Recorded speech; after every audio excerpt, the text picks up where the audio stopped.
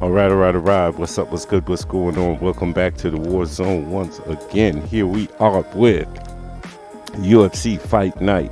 Cory Sandhagen versus Yadong Song, Vegas 60.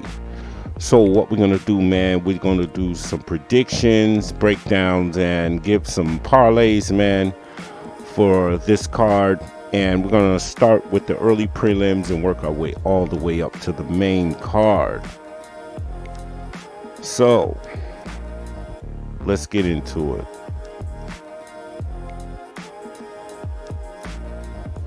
First up in the men's lightweight division, we've got Nikolas Motta against Cameron VanCamp. So, looking at Nikolas Motta, this guy is a decent striker. He's got great footwork, very explosive, very balanced attack, great balance on the feet. He's got decent takedown defense. But one thing I would say about him is he's not very good off of his back. So if he happens to get taken down, man, he kind of struggles to get up. Cameron VanCamp, this guy can be very wild at times. He's a brawler type. He can wrestle. He is a sub threat if this fight goes to the ground.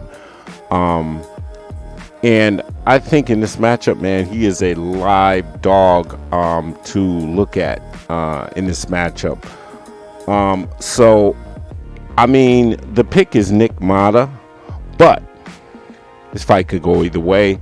I think Cameron VanCamp has a great chance of pulling off the upset in this one. So I'm going to label him as a live dog.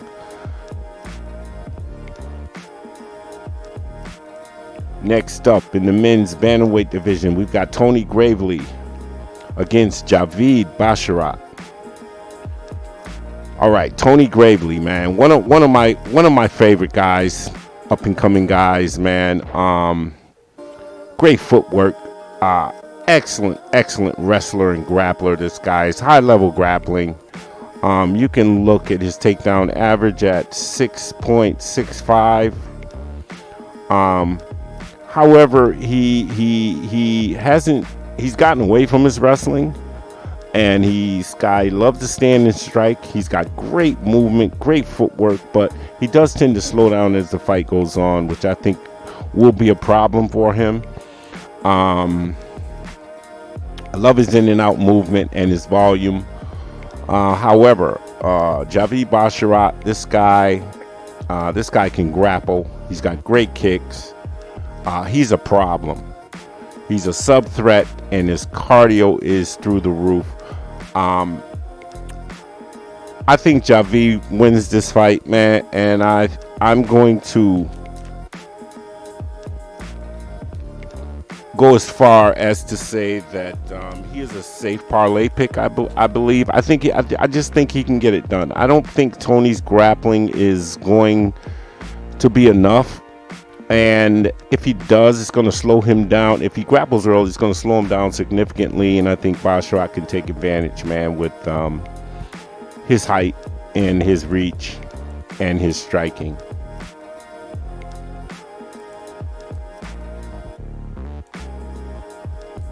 Next up in the women's flyweight division, we've got Mariya Agapova against Gillian Robertson.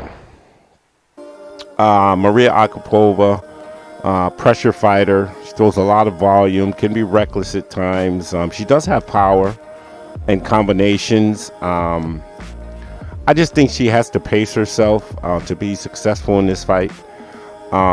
We all know Gillian Robertson, man, solid fighter, but she is looking to bully you and take you to the ground and beat you up. So Agapova, she may have some success early in this fight, but I look for Gillian Robertson to be the bully in this fight. I think she gets it done in a close decision, split decision. However, I would stay away from this fight betting because you never know, man. This fight could go either way, so I'd stay away from this one.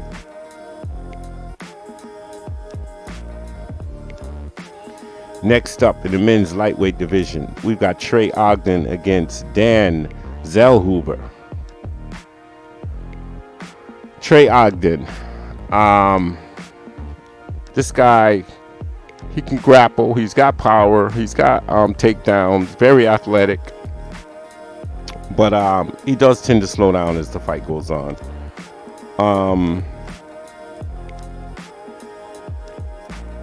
Zellhuber, this guy is very aggressive, he's got power, very dangerous, he's got takedown defense. This guy has the height and the reach advantage. He's got a 5-inch reach advantage in this fight, and this guy has serious submission game.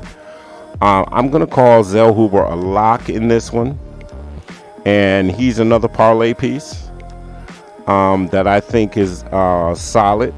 So I got Zellhuber winning this fight by TKO in the late second round, man. Could be late second, early third, but I think he gets it done.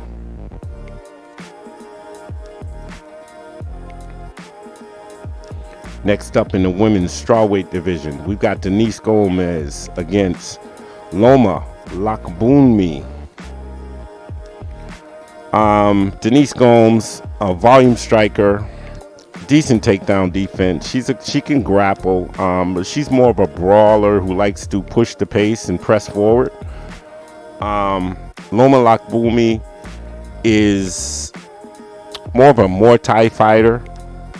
She's got power. She can grapple as well. She mixes in her takedowns very well during the fight. It's like she knows when to catch you slipping. But she is suspect off of her back, and you know, if she gets taken down, struggling to get back up, it will slow her down in this fight. This is another fight I would stay away from. I would say, you know, pick them. I'm giving the edge to Loma Lookboonmee because of the experience, but yeah, I'd stay clear away from betting on that one. Next up in the women's bantamweight division, we've got Aspen Ladd versus Sara McMann. Another close fight here.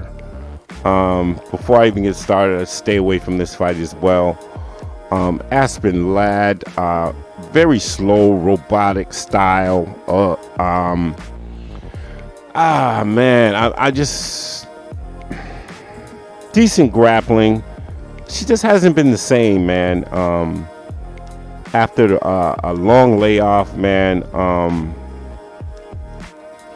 I don't know what to say about Aspen Ladd, man. She's just not the same fighter anymore, man. It's like I believe she just settled in and accepted the fact that she's just here to get paid, nothing more.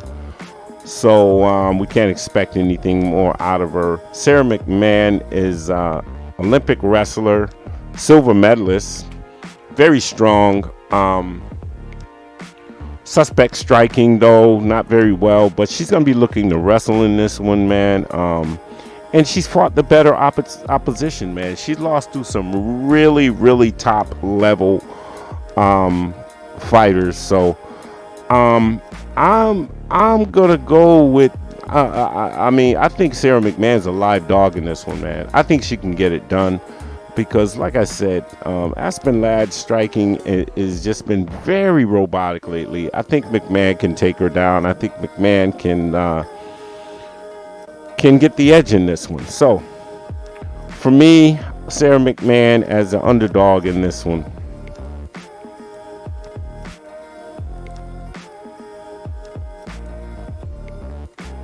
Next up in the men's welterweight division, we've got Trevin Giles against Cosce.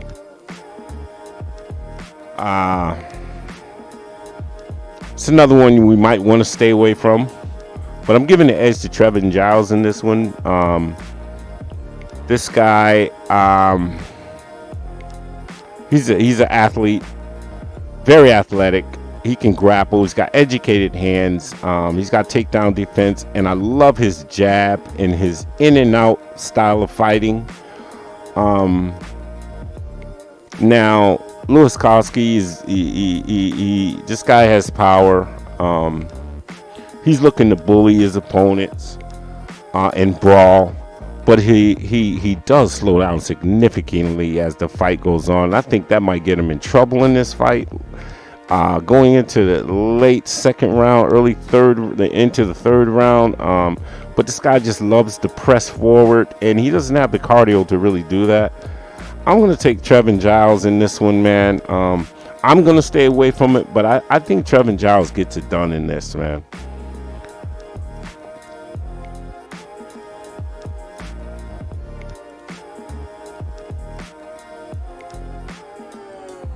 Next up, in the men's featherweight division, we have Damian Jackson against Pat Sabatini. Wow, so this right here is going to be a grappling match for sure. We all know Damian Jackson. He can grapple. BJJ. He's not much of a striker, but he doesn't have a problem letting his hands go. He can be wild at times, and he's always looking to try to take the fight to the ground. However, Pat Sabatini is an excellent wrestler, bro. He is definitely the better wrestler of the two. I love his top control when he does get on top. This guy does have a sub game, so I know that he knows how to defend subs against a fighter like Damian Jackson, who's looking to fight on the ground. Low volume Pat Sabatini is, but very technical. And like I said, man, I think he has to mix in his strikes, man, to get a clearer path of victory in this fight. So I got Pat Sabatini, man, and I think it's pretty safe to say Pat Sabatini wins this fight. Another piece you could add to a parlay. I think Pat Sabatini can truly win this fight with no problems.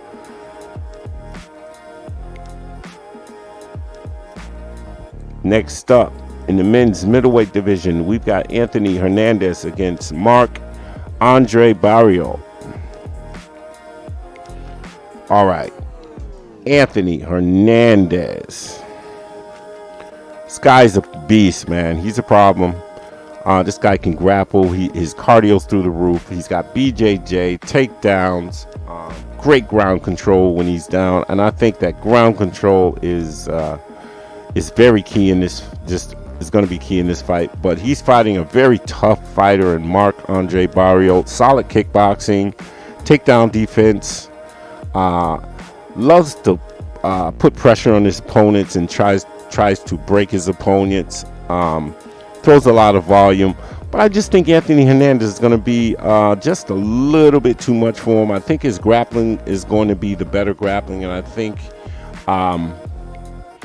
think he gets it done, man. I mean, I think his cardio can hold up, and he can stay out of trouble later on in the fight. I think Anthony Hernandez is a safe bet, man.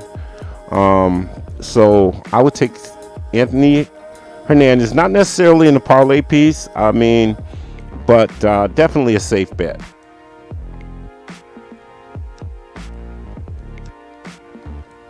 Next up in the men's heavyweight division, we've got Tanner Boser and Rodrigo Nascimento. All right, first and foremost, got to stay away from this fight here. Tanner Boser, you just don't know which of either of these guys is going to show up. Tanner Boser, good hands. He's got power. He KO'd St. Preux. But he's got to move in this fight from start to finish. Because he is the better striker, I believe, of the two. Nascimento, he's had a year layoff. Solid striker, but he's got the superior grappling and BJJ and sub game. of the two fighters. So if this fight hits the ground, Tanner's going to be in big trouble. So this is what I'm saying. Can Tanner keep this fight on the feet? I just don't know. But I really think that Nascimento, man, can get it done, because I think he can mix in some grappling or some clinching and some control time in this fight. So I'm going with Nascimento, man. But once again, man, this fight could go either way. Next up, we've got Joe Pyfer against Alan Amadovsky.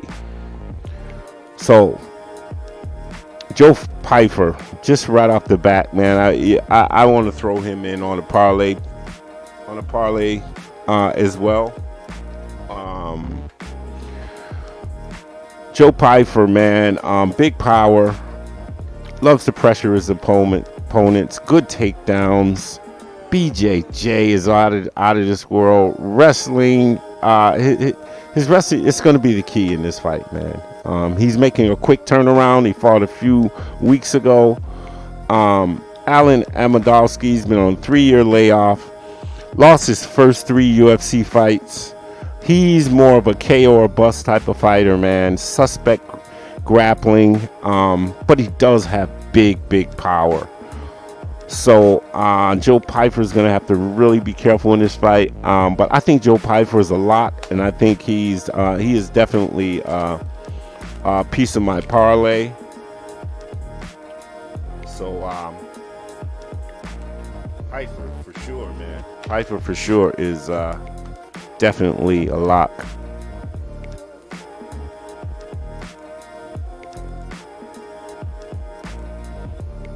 Next up, in the men's featherweight division, we've got Andre Fili against Bill Algeo. Andre Fili, man, was just such an amazing prospect when he came into the UFC. Wow, I just don't know what happened. I mean, he a lot of these guys come in and they get very complacent, man, once they start making money. But he's a well-rounded fighter. He's a dog. He will come in there and brawl with you.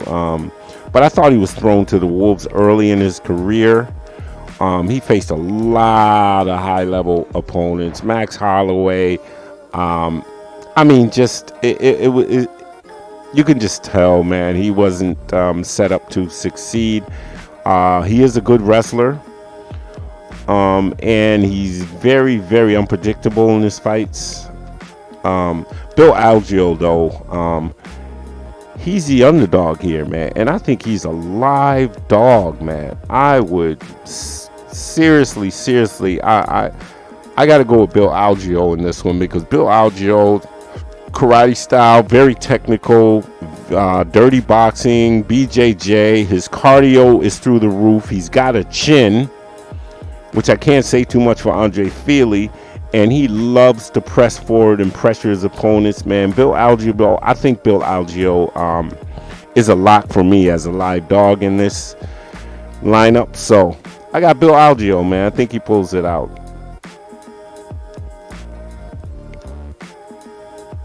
All right, here we are with the co-main event of the evening in the men's middleweight division. We've got Chidi Njoku against Gregory Rodriguez. Wow, this fight right here, people. Wow, I'm gonna keep an eye on this fight right here for possible fight of the night, man. These two guys, Njoku, man, big power, rangy, very athletic, because he has great balance on his feet. This guy knows how to move in and out. He's definitely going to be the quicker fighter here. Gregory Rodriguez has got big power as well. He's got takedown defense, BJJ, but his suspect cardio as the fight goes